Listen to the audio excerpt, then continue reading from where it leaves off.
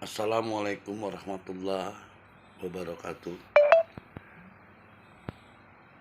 Wallazi arsala rasulahu bil huda wa dinil haq liyuzhirahu ala kulli wa kafa billahi syahida. Saudara-saudara, para YouTuber, penonton YouTuber, di sini Al-Fakir ingin menyampaikan 3 alasan klan Ba'alawi mempertahankan gelar kehabiban mereka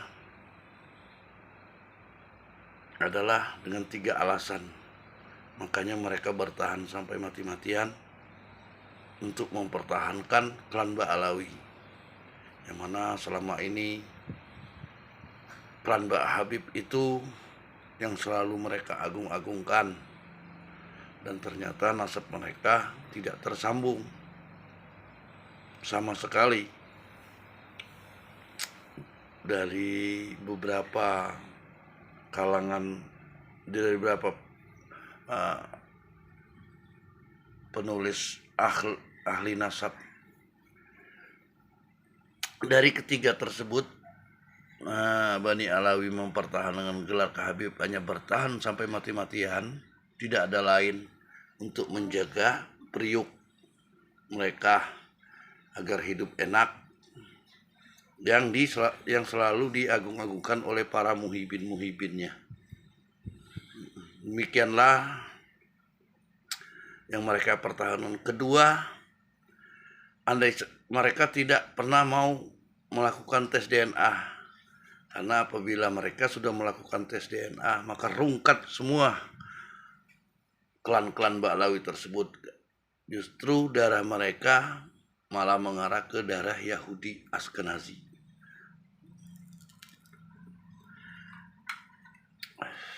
Dan yang ketiga, mereka takut dan malu serta tetap mempertahankan kesombongannya, menjaga klan Ba'alawi yang sebagaimana selama ini mereka dengung-dengungkan.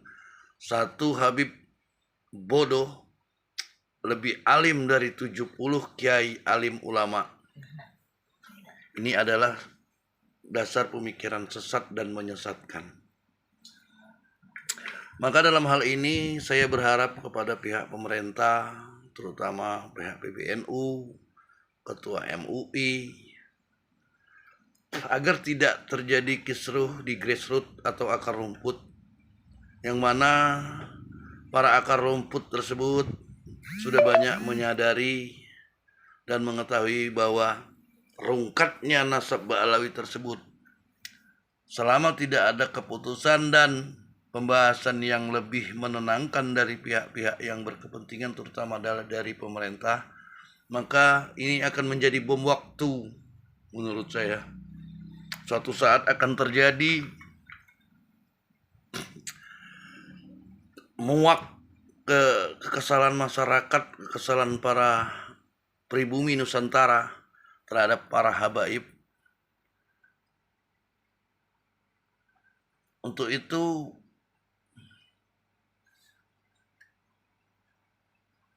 saya berharap kepada pihak pemerintah untuk meluruskan nasab Ba'alawi ini agar tidak terjadi kekisruhan, yang mana malah kita bisa lihat sendiri kuburan-kuburan yang bukan dari Bani Ba'alawi mereka klaim, dan ajaran Islam pun sudah mulai mengarah kepada syirik, khurafat, bid'ah, takhayul.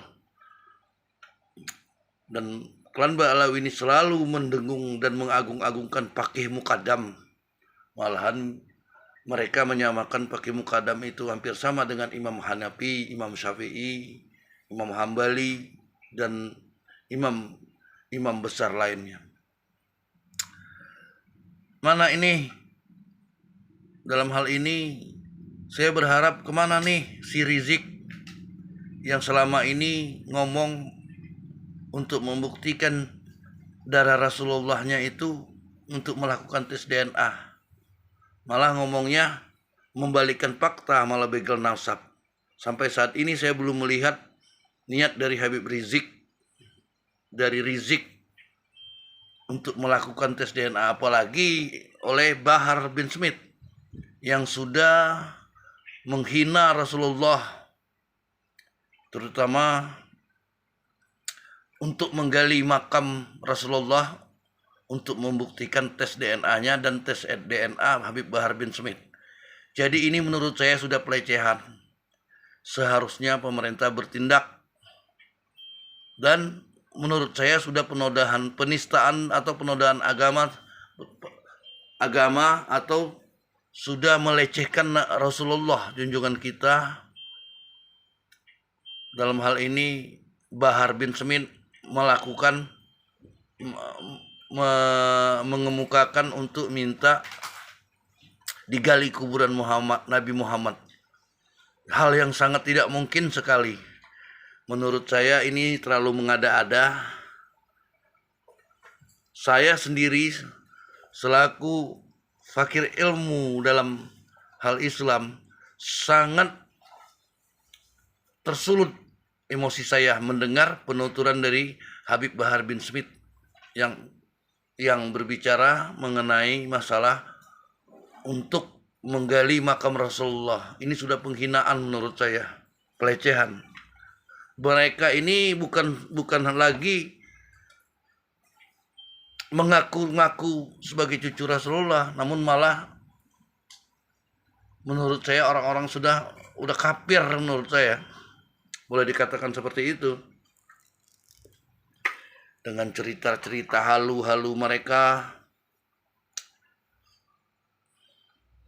Saya berharap tanggapan oleh pemerintah Republik Indonesia dalam hal ini dinas yang berkompeten untuk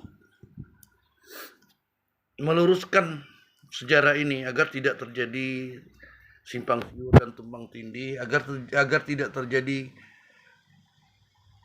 di akar rumput seperti kami umat Islam yang percaya kepada Nabi Muhammad dan keturunan-keturunannya. Namun selama ini kami merasa tertipu dan sudah ada dari dahulu melihat tingkah laku sebagian dari para klan Ba'alawi ini yang sangat memuakkan dengan cerita halu-halu, fiksi. Dan yang mereka ceritakan ini menurut saya terstruktur, sistematis dan masif pola-pola yang mereka ajarkan ini. Bahkan level Nabi Muhammad malah di bawah klan Ba'alawi ini sendiri. Yang ada yang mengatakan bertemu Allah 70 kali dalam sehari, 70 habib, 70 kiai alim ulama, lebih baik salah satu habib bodoh. Apa sih ini? Tidak ada lain. Tujuan mereka ini pengen hidup enak dan menganggap kita pribumi Nusantara ini warga kelas 2, kaum sudrah mungkin kalau dalam kasta agama sebelah, kaum jongos, dan lagi pula yang membuat mereka malah jadi gede hati atau ego, lebih tinggi egonya. Para muhibinnya lah ini, yang jongos-jongos pribumi Nusantara ini, yang selalu mengagung-agungkan, siap bela mati, bela Habib Bahar, bela Habib Rizik. Perlu diketahui salah satu yang membantah tulisan itu adalah menurut saya Habib Rumail Abbas. Habib Rumail Abbas ini adalah keturunan dari Abu Bakar As-Segaf yang membantah, namun bantahannya tersebut sangat prematur menurut saya. Kami tunggu Habib Rizik untuk melakukan tes DNA sesuai dengan omongan Anda. Kalau tidak,